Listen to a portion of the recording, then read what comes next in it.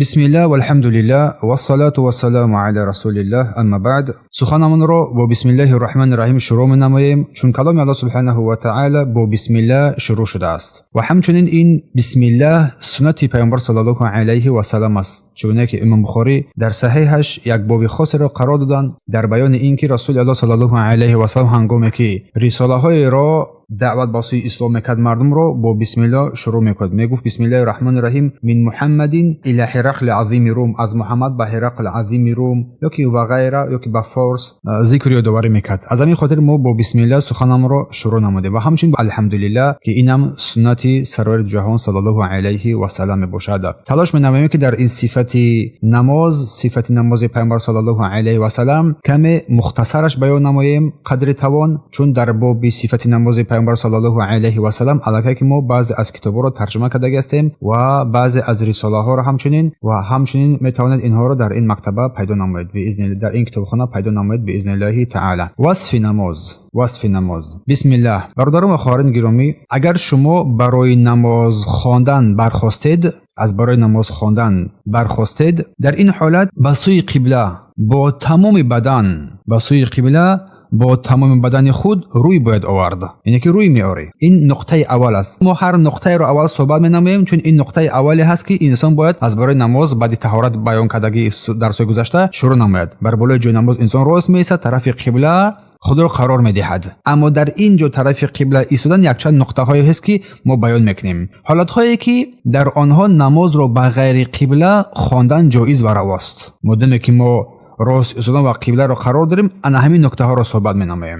یکم نماز نفلی. در سفر انسان در سفر قرار دارد و مثل در هواپیما، در ماشین، در کشتی و غیره. اگر امکانیتی گذاشتن این نمازهای 5 وقته را، نمازهای فریضه را نشستن و یا که قیام و رکوع همه این اعمال را انجام داده تواند، حتما انجام می‌دهد. هنگام تکبیر احرام باید به سوی قبله روانه شود و سپس کشتی یا هواپیما، ماشین، هر طرف هر سمتی که سفر بر می شود همون طرف نماز رو میگذارد. این نکته اول. نکته دوم، نماز فرض در هواپیما یا ماشین یا کشتی اگر نمیتواند به سوی قبله روانه شود، به سوی قبله خود را راست نماید و اگر وقتی نماز به آخر میرسد، در این حالت هم برای انسان جایز است که هر طرفی که باشد نمازش را ادا نماید. و همچنین قسم دیگری از نمازهایی هست که نماز خوف نامیده می شود. نماز خوف در حالتهای جنگ شدید و سختی ها، در این حالت برای انسان جایز و روا است که هر طرفی که باشد نماز بگذارد. و شخصانی که میتوانند به سوی قبله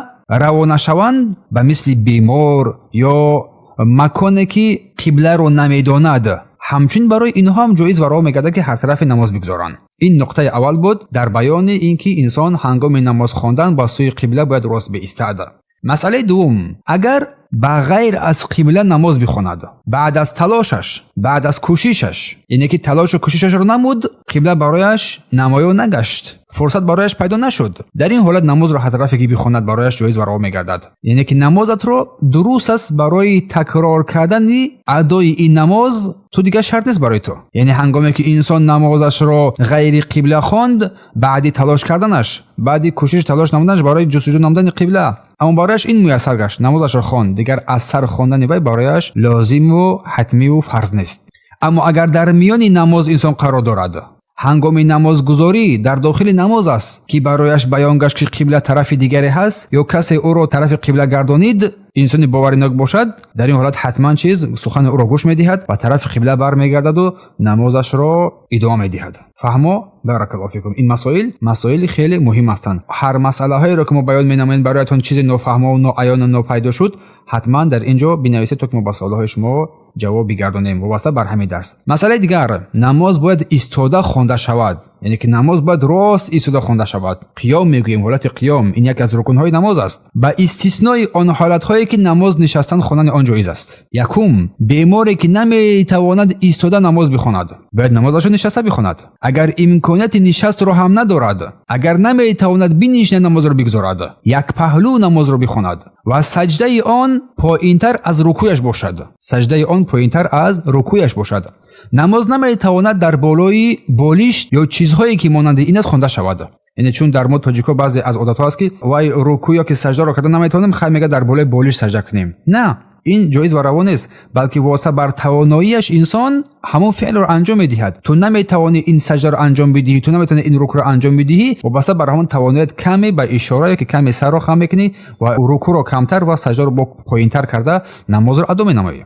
و نماز خوف، نماز ترس، چی در جنگ شدید باشد، چی انسان در یگام کوه و دشت و بیابان زندگی می‌نماید یا که در آنجا قرار میگیرد، از برای یگام رحلت سفر یگام چی میرود، از برای خوف که یگام حیوان ها و درنده ها از پیش و اون رو حمله نمایند، در این حالت نماز رو انسان میتواند هر گونه‌ای که بخواهد، هر گونه‌ای که بیتواند میتواند ادا نماید. یعنی که در حالت راست نمیتواند نماز را بگذارد، پس این حالت نشسته میگذارد. اگر نشسته هم نمیتواند، پس یک پهلو میگذارد. هر حالتی که قرار دارد. و شخصی که نمیتواند ایستاده نماز خواند، مثلا در هواپیما یا کشتی، برای جایز است که نشسته بخواند. همون حالتی که برایش مناسب است نماز را ادا نماید. مثلا تو در داخل هواپیما میتوانی قیام را انجام بدهی، راست ایستادن را انجام بدهی، رکوع را انجام بدهی، اما سجده را تو انجام دادن نمیتوانی. در این حالت تو قیام را انجام میدهی، رکوع را انجام میدهی، اما حالت سجده در همون کرسی خود می‌نشینی و کم میان را خم کرده، این سجده حسابیده میشود. اما شخصی که نافله نمازهای نافله میگذارد، برایش جایز است که نماز را سواره یا که نشسته یا که بدون هیچ عذر نماز را بخواند. برای جایز و رواست. بارک الله فیکم. مسئله دیگر، اگر نماز نشسته خوانده شود، شخص باید با شکلی موافقی که می نشیند نماز را ادا نماید. به مثل نشستن در حالت تنفس بین سجدتین داریم که می نشینی کمتر، یا درست نشستن که برای نماز برای آن شخص درستتر بگردد، یعنی که هر حالتی که برایش مناسب است در حالت نشستن آن را اختیار کرده می نشیند. و برای انسان جایز است که نماز را با پای برهنه یا با پای افضل و بسته به حالتش ادا نماید. بعدی تازه نمودن آن پای افضل اگر در آن یگام چرکنی یگام پلیدی نباشد، چون سوالات در این مورد بسیار می شود که آیا استاد نماز را با پای افضل خواندن جایز است؟ بله جایز است و این سنت هم هست، چون صحابگان کرام در مسجدها نماز را با پای افضل می‌خواندند. اما امروز که عادت ما کمی تغییر یافته است، مسجدها کمی تازه‌تر و با نیکوتر و با خوشگویی‌تر و خوشبوی‌تر هستند، ظاهر آنها زیباست اما در داخل آنها کسی از نمازگزارها را نمی‌بینی. در این حالت واسطه بر حالت انسان که در آنجا اگر که اگر مشکلی‌های رخ بدهد، انسان باید این کارها را انجام ندهد. مثلا در زمستان یا که در بیرون روزهای جمعه و غیره میتونه که با پای افضل نماز را بگذارد. خاصتا مردمی که در مهاجرت هستند، در خنکی و سردی میتونن نماز را با پای افضل ادا نمایند بدون یگام مشکلی. و دیگری از مسائلی که واسطه به نماز این ستره را میگویند. ستره هست. ستره آن چوبی که انسان در پیشش میگذارد. باید انسان نماز را با سوی ستره بخواند. و ستره میتواند هر چیزی باشد که بلندی دارد، هر چیزی بلندی دارد، چی چوب باشد، هر چیزی باشد. و علما فرمودند که این ستره باید بیشتر از 6 انگشت باشد. یک انگشت یعنی 6 انگشت، یعنی که برابر ذراع، ان همین دست انسان باشد، برابر دست انسان باشد. باید در پیش نمازگزار گذاشته شود و این مسافه بین ستره و نمازگزار باید یک وجب، از پیش مکانی سجدگاه انسان یک وجب باید باشد. اما مقدار این ستره ما چی گفتیم؟ 6 انگشت، یعنی که با مقدار اورنج، با مقدار دست باشد. و بین مسافه نمازگزار جایی که سجده را میگذارد و مکان ستره گفتیم چیز، این باید یک وجب پیش گذاشته شود. و این ستره را بعضی از علما واجب شمردند، بعضی از علما سنت مؤکدش گفتند وابسته بر حالت انسان. و نماز نمیتواند به سوی قبرها خوانده شود. این مسئله دیگری است که نماز رو نباید به سوی قبرها خواند. نماز گذاشتن به سوی قبر یا در بالای قبرها نیز حرام و نادرست است و خصوصا در مسجدهایی که در بالای قبر بنا شدگی هستند، اینم قطعا جایز است خواندن در اینجا. یا مسجدی که در داخل آن قبر باشد، شخص گرانده شده باشد، در اینجا نماز خواندن قطعا جایز و روا است.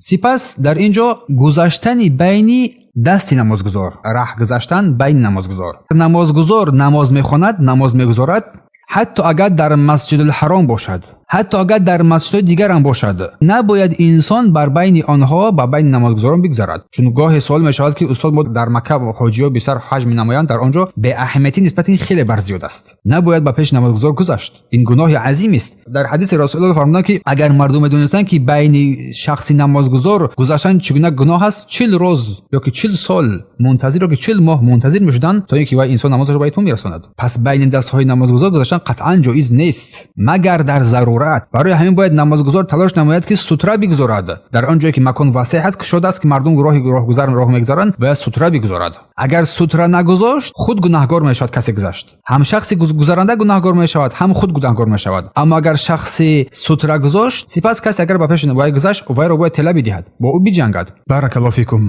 اگر نمازخوان به نزد ستره نمازخوان، شخصی که نمازخوان است، در پیش خود ستره را گذاشت و کسی بر پیش وی گذشت، گناه بر بالای کی است؟ بر بالای شخصی گذرنده است و این شخصی نمازخوان میتونه او را طلا بدهد و با او بجنگد. چون گفتیم بارک الله فیکم. اگر نمازخوان در نزد ستره نماز خوانده ایستاده باشد، برای انسان منع است، یعنی جایز نیست که به پیش دستان وی، به پیش سجدگاه وی تو بگذری. این قطعا جایز و روا نیست. مسئله دیگر، نیت نماز. همه این چیزها مسئله های خیلی مهمی هستند که بیشتری از مردم بر این سو اهمیت نمیدهند است. سپس نیت نماز، شخص نیت نماز را با دل خود میکند، نه با زبان و نه با آواز، نه با اظهار کردن این نیت، چون این از سنت پیامبر صلی الله علیه و سلم ثابت شده نیست. در هیچ جای از کتب و ذکر نشده است که رسول الله با زبان نیت کردن بگذارم گفته باشد 2 3 4 5 رکعت،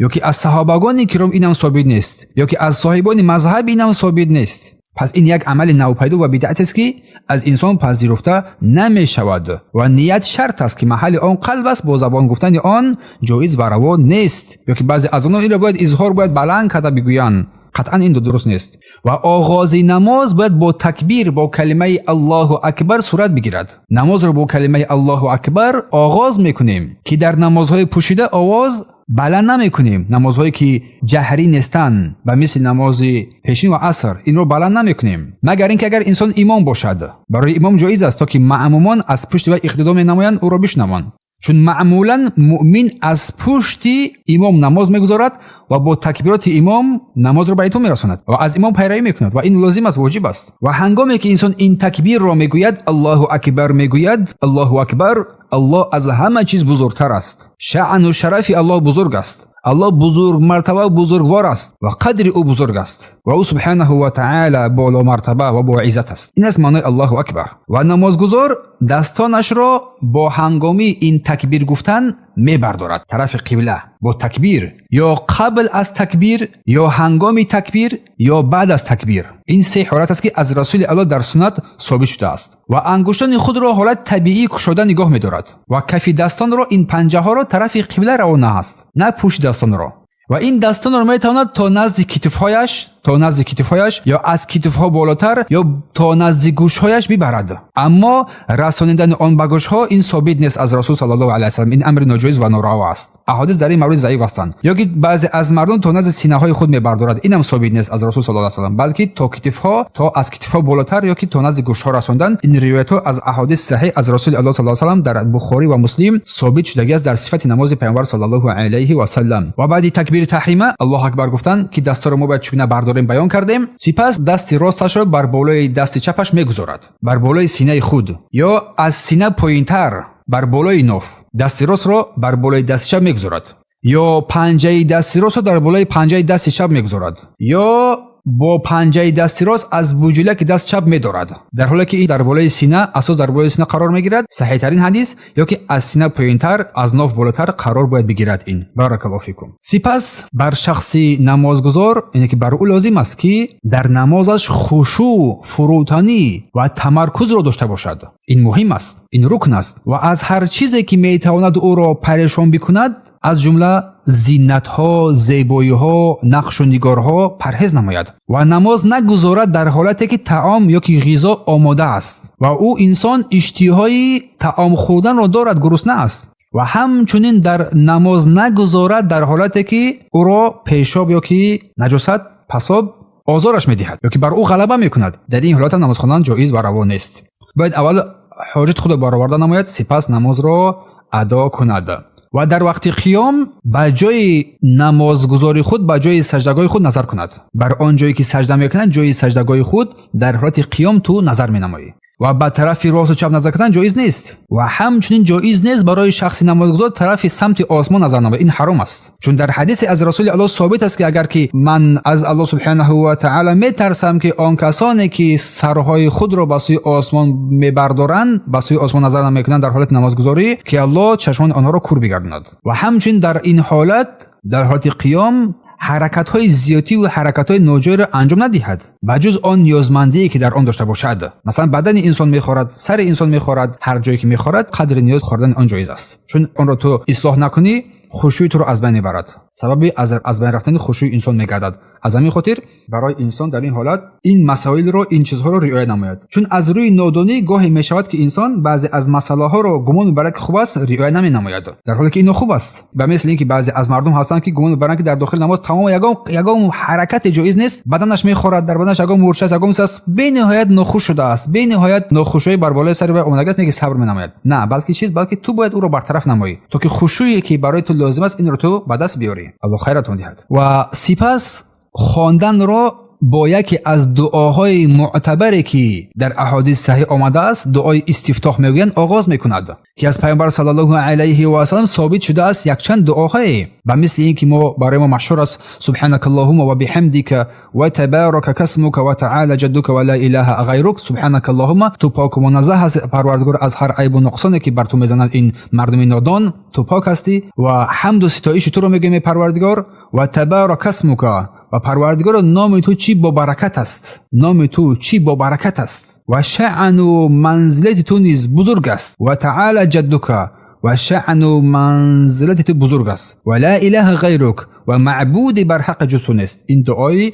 که در بین مردم مشهور و معروف است. اما دیگر دعاهایی هست. اللهم باعد بینی و بین خطاياي كما باعدت بين المشرق والمغرب، اللهم نقني من الخطايا كما ينقى الثوب الابيض من الدنس، اللهم اغسلني بالماء والثلج والبرد. این دعا هم هست. بجز این بود دیگر دعا هم هست که اینها را در کتاب صفت نماز پیامبر میتونه که دریافت نمایید، پیدا نمایید. سپس به الله سبحانه و تعالی پناه میبرد، پناهندگی میجوید از الله سبحانه و تعالی.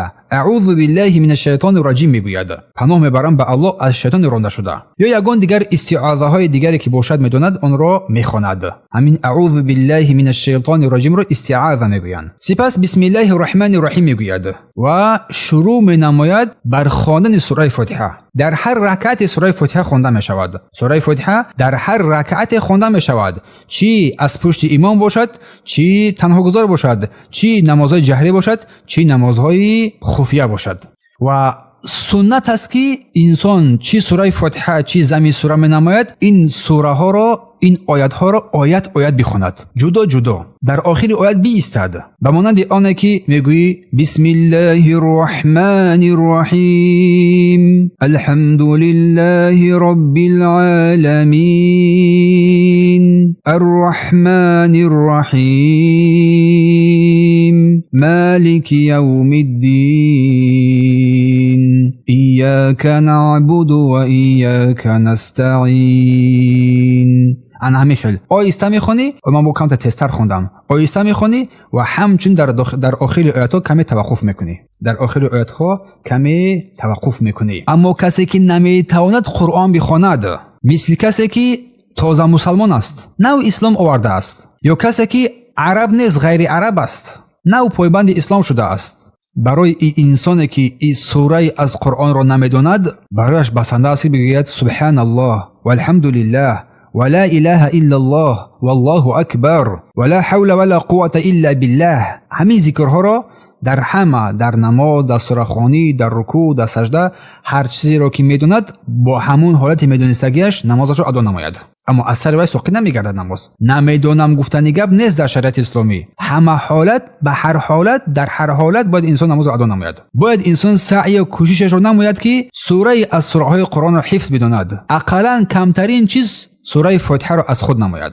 اگر انسان چیزی از سوره ها را نمیداند بجز سوره فاتحه را در هر رکعت بخواند و نمازش را ادامه بدهد. و مقتدی یعنی آن کسی که از پشت امام پیروی میکند، سوره فاتحه را در نمازهای پنهان و آشکار و جهری میخواند. چی امام بلند بخواند جهری بلند را میگویند، چی امام بلند بخواند چی پس بخواند، چی تنها باشد چی مقتدی از پشت امام باشد، در هر فرصت سوره فاتحه را میخواند. چون سوره فاتحه رکن از رکنهای نماز است، حتما باید انجام بیاد. و سنت است که پس از سوره فاتحه زمین سوره نمایی. در دو رکعت اولی که تو میخونی بعد سوره فاتحه زمین سوره یک سوره که دو سوره برای تو جایز است. و همچنین در رکعت سوم و چهارم زمین سوره از سنت پیامبر صلی الله علیه و ثابت است. گاهی زمین سوره نمایی گاهی نمایی، اینم از رسول الله صلی الله علیه و سلم ثابت شدگی هست. و سنت است که در رکعت اول تو کمی طولانی تر بخونی، سوره های درازتر بخونی و در رکعت دوم کمی کوتاه‌تر، در رکعت سوم با کوتاه‌تر، در رکعت چهارم با کوتاه‌تر. چون در احادیث از رسول الله ثابت است که رسول الله در رکعت اول قدر 60 آیت نماز می‌خوندن، قدر 30 آیت نماز می‌خوندن، در رکعت سوم و چهارم قدر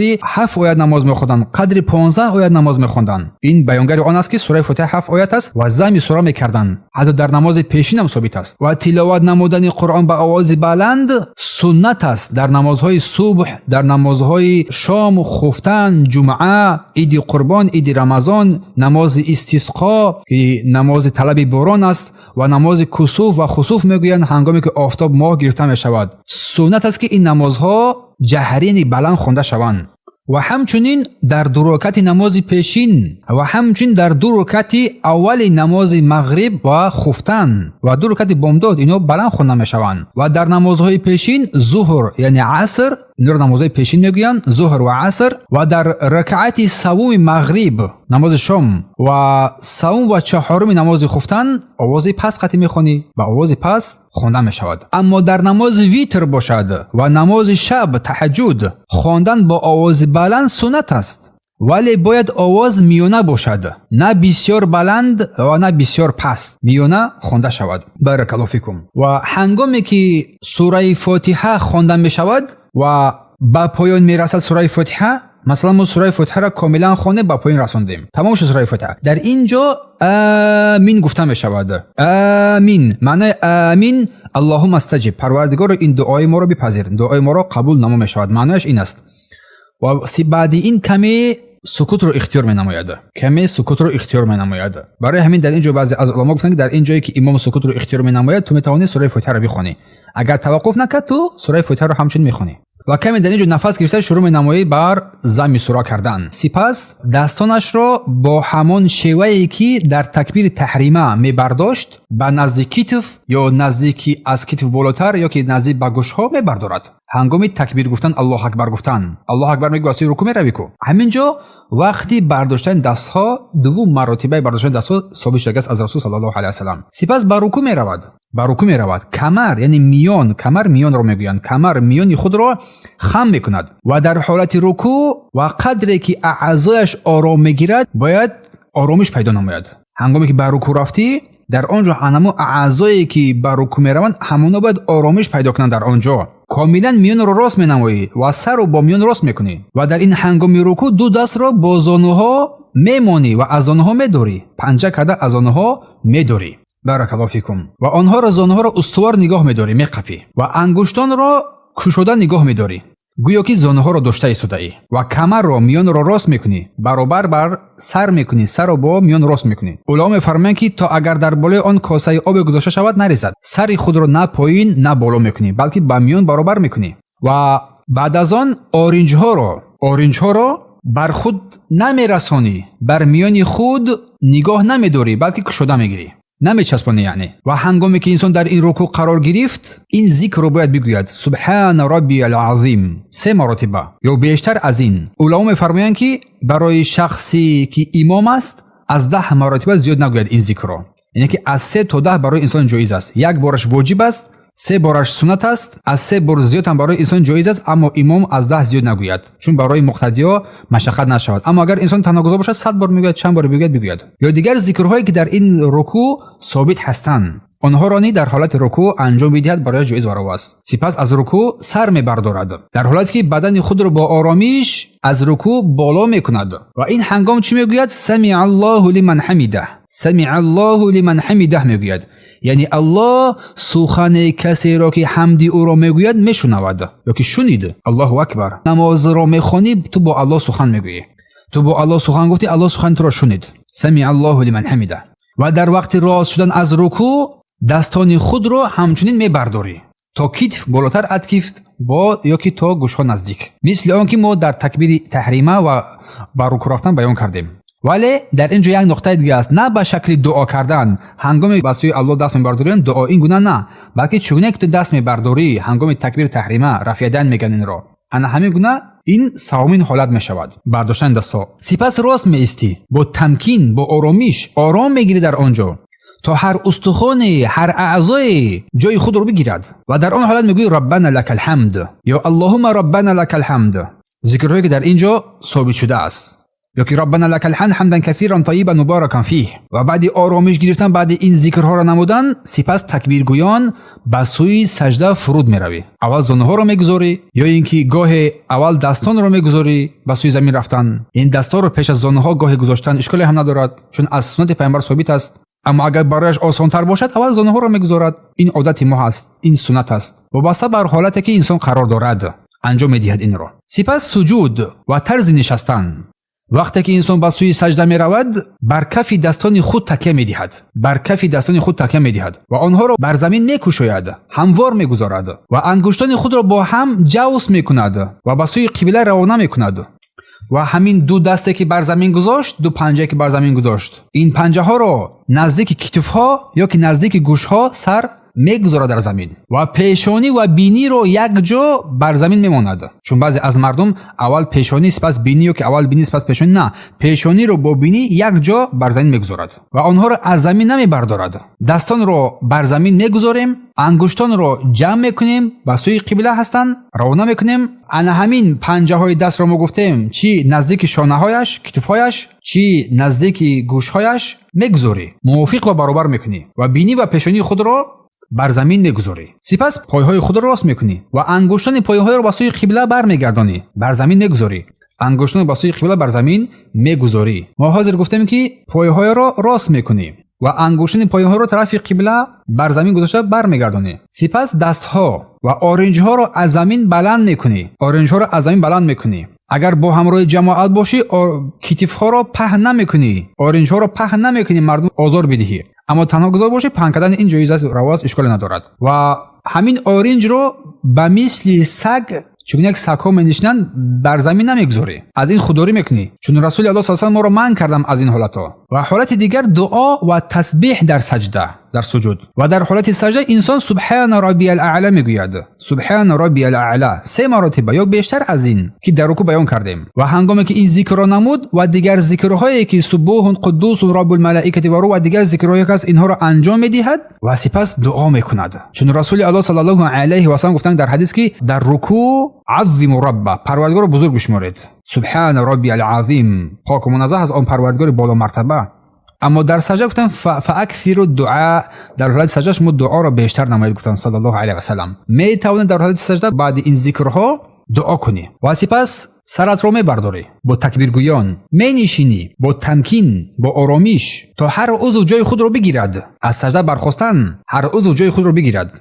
و طریق و شیوه نشستن این گونه است، پای چپ رو پهن میکنیم و بر بالای آن پای چپ مقعد خود رو میگذاریم و پای راست رو، قدم های پای راست رو طرف قبله قرار میدهیم، نگاه میداریم که این رو ما تصویری بر شما بیان کرده بودیم. صفت وضو و صفت نماز، خلاصه صفت وضو و نماز، این رو ما تصویری ویدیو کرده برای شما بیان کرده بودیم. و سپس نشست اقعا میگویند میان دو سجده. در میان دو سجده نشستن دو نوع نشست است. یکی از آنها رو اقعا میگویند. اقعا گاه برای انسان جایز است که به شکل اقعا بنشیند بین سجدتین، بین دو سجده، که معنایش این است که انسان با قدمهای خود تکیه میدهد، یعنی نمی نشینی، با قدمهای خود تکیه میدهی و مقعد رو در بالای پایهای خود، در بالای همین کف پای خود میگذاری. با نوک انگشتان میگیم که خود رو بلند میکنی. این رو بین سجدتین انجام دادن جایز است، یا که فقط نشستن هم جایز است. رنگ اتحیات می‌نشینیم، اینم نشستن جایز است.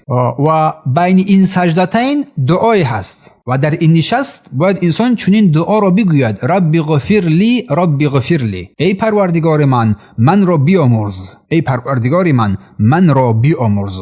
و دیگر دعاها هم هست: رب اغفر لی وارحمنی وعافنی واعف عنی وارزقنی واجبرنی. این دعا هم هست. یکی از نیکوترین دعاها هست که بین سجدتین باید انجام بیابد.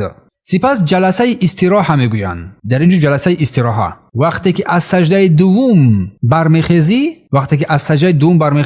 باز ما گفتیم بین سجدتین تو رب اغفر لی میگویی. وقتی که از سجده دوم برخیزی در اینجا کم مینشینی، سپس برکت دوم برمیخیزی. که از سجده دوم برمیخیزی کم مینشینی، بس سپس میخیزی، یا که میشود که بینشینی کمتر بخیزی، یا که همون خیلی میخیزی تکیه به دستانت. هر دو مورد جایز است. این رو جلسه استراحه میگویند، نشست استراحت میگویند. این رو برای هنگام برکت دوم برخواستن تکبیر گویان. پس از آن اگر تو جلسه استراحت رو نشستی، در این حالت تو سپس با دستان خود موش کرده تکیه میدی و برمیخیزی، یا که همون گونه از سجده برخواسته با موش تکیه داده با سوی رکعت دوم برمیخیزی. سپس شروع میشود عمل رکعت دوم. در رکعت دوم آن چیزی که در رکعت اول کرده بودیم انجام میدهیم، تکرار میکنیم، با استثنای دعای استفتاح، دعایی که در اول گفتیم سبحانك اللهم، با استثنای این بسم الله گفته سوره فتحه را شروع می‌نمایی. رکعت دوم رو با مثل رکعت اول انجام میدهی، دیگه تکرار نمیکنیم. سپس هنگامی که مینشینی تشهد اتحیات رو باید خوندن لازم است. وقتی که از رکعت دوم فارغ شدی برای تشهد نشستن لازم است و اینجا نشستن به شکل افتراش مینامان، یعنی پای چپ رو پهن میکنیم، بر بالای پای چپ می نشینیم، مقعد رو در بالای پای چپ میگذاریم و پای راست رو، انگشتان پای راست رو طرف قبله قرار میدهیم و سپس گذاشتن دستها شروع می شود. کف دست راست رو بر بالا یا که روی رانی پای راست میگذاریم و کف دست چپ رو بر بالای رانی پای چپ میگذاریم یا که زانوی چپ میگذاریم و انگشتان دست راست رو جمع میکنیم. به شکل مشت جمع میکنیم یا که مانند به این، و انگشت کلان رو، انگشت سبابه رو میبرداریم. در حالت اتحیات انگشت سبابه رو چیکار میکنیم؟ میبرداریم و هنگام دعا این رو ما حرکت میدهیم. انگشت سبابه رو میبرداریم، برداشتن میایسته در حالت اتحیات خوندن و این رو هنگام دعا حرکت میدهیم. چون در حدیث وائل ابن حجر این روایت شده است. اتفاق مذاهب اربعه است که برداشتن انگشت این سنت است، اما اختلاف در حرکت دادن آن است که در مذهب ابو حنیفه رحمه الله گفتن که هنگام تشهد او را میبرداری، اشهد ان لا اله، کلمه شهادت میبرداری. در مذهب امام احمد گفتن که هنگامی که در هر جا که لفظ الله هست در این اتحیات میبرداری، و آن حدیثی که از وائل ابن حجر است هنگام دعا گفتن میبرداری. التحیات لله والصلوات والطیبات، السلام علیک ایها النبی، السلام علینا و علی عباد الله الصالحین. ان همین دو هنگام دعا است. در همینجا انگشت رو هنگام برداشتگی است دو بار حرکتش میدهی. اینها روایت ها و قول های صحیح و معتبری هستند که برای شما ما ذکر مینماییم. الله خیرتون دهد. اشاره به قبله، با این انگشت اشاره میکنی، انگشت نشان دهنده میگویند یا که انگشت سبابه میگویند، انگشت اشاره میگویند، نام های گوناگون دارد. و سوی قبله اشاره میکنی و هنگام اتحیات رو خواندن بر این انگشت نظر مینمایی، و در تمام تشهد گفتم این رو میبرداری و این حالت ها میتونی این رو حرکت بدهی. و در اینجا لفظ تشهد یعنی لفظ اتحیات و تشهد لفظای گوناگون دارد. اتحیات یک اتحیات ما از یک دیگه این نیست، بلکه گوناگون است. اما مشهورترین آن التحیات لله والصلوات والطیبات، السلام علیک ایها النبی و رحمت الله و برکاته، السلام علینا و علی عباد الله الصالحین، اشهد ان لا اله الا الله و اشهد ان محمدا عبده و رسوله. و بعد از اتحیات رو کاملا خواندن، اگر نماز دو رکعته باشد در اینجا تو درود رو میخونی، اگر سه رکعته باشد باز برکت سوم برمیخیزی. اما نماز دو رکعته باشد تو سپس درود بر پیامبر صلی الله علیه و سلم رو، اللهم صل علی محمد و علی آل محمد كما صليت على ابراهیم و علی آل ابراهیم انك حمید مجید، اللهم بارك على محمد و علی آل محمد كما باركت على ابراهیم و علی آل ابراهیم انك حمید مجید. نوعهای دیگر درودها هم هست.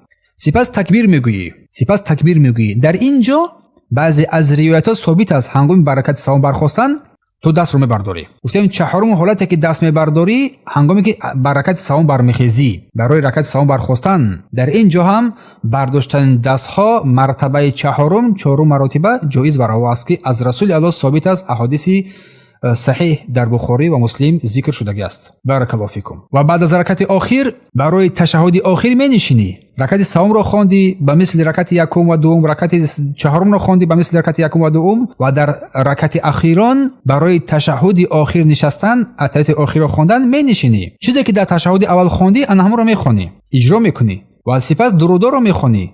و سنت است که در تشهد آخر در هر نماز دو تشهده نشست تبارک رو انجام بدهی. در تشهد آخر آن نمازهایی که 4 رکعته هست، آن نمازهایی که 3 رکعته هست، инро нишасти таваррук мегӯянд, яъне ки дар болои пои чап наменишинӣ, балки пои чапи худро пеш мекунӣ, пеш меорӣ. пои чапи худро дар поёни соқи пои рост мегузориву мақъади худро, думбаи худро дар замин мегузорӣ. инро нишасти таваррук мегӯянд, ки дар намозҳои 3 ракъата ва 4 ракъата бояд инсон ин гуна бинишинад. баракаллоҳу фикум. аллоҳ хайратон диҳад. дар ин ҷо вақте ки нишастӣ, ту ташаҳҳудро мехонӣ, дурудро мехонӣ ва дуое ки баъди ин аст: аллоҳумма инни аъузу бика мин азаби ҷаҳаннам ва аъузу бика мин азаби алқабр ва аъузу бика мин фитнати маҳяи ва мамот ва аъузу бика мин фитнати масиҳи даҷҷал. ёки дуои машҳуре ки мардуми тоҷико мехонад, аллоҳумма ғфир мехонад. ин дуо ҳар дуое ки дигар бошад барои инсон ҷоиз равод аст ки бихонад. ҳар дуое ки дигар медонад дар ин ҷо бихонад барои инсон, чун яке аз ҳолатҳои қабули дуо ин ҷо аст, дар ташаҳҳуди охир. Сипас ду салом медиҳад: ассалому алайкум ва раҳматуллоҳ, тарафи рост, ассалому алайкум ва раҳматуллоҳ, тарафи чап. ҳангоми салом додан рухсораи худро тарафи китф мегардонад, ки шахсе дар пушт будааш онро бинад. рухсораи сафеди рухсорааш битобад, ки аз саҳобагон ривоят аст, ки расули Аллоҳ ҳангоми ки салом медоданд, рухсарҳои вай метофт. баракаллоҳу фикум. салом медиҳӣ. агар як саломам бидиҳӣ, ишколе надорад. гоҳе мешавад ки ассалому алайкум ва раҳматуллоҳ бигӯӣ, аммо қавли ҷумҳур, қавли саҳӣ ва дуруст ин аст, ки бояд инсон ҳар ду тараф салом бидиҳад. агар ки як тараф салом дод аз рӯи фаромӯшӣ, намозаш саҳӣ ва дуруст аст. баракаллоҳу фикум. ин аст хулосаи сифати намози пайғамбар саллаллоҳу алайҳи ва саллам. субҳанака аллоҳумма ва биҳамдика ашҳаду ан ла илаҳа илля анта астағфирука ва атубу илайк.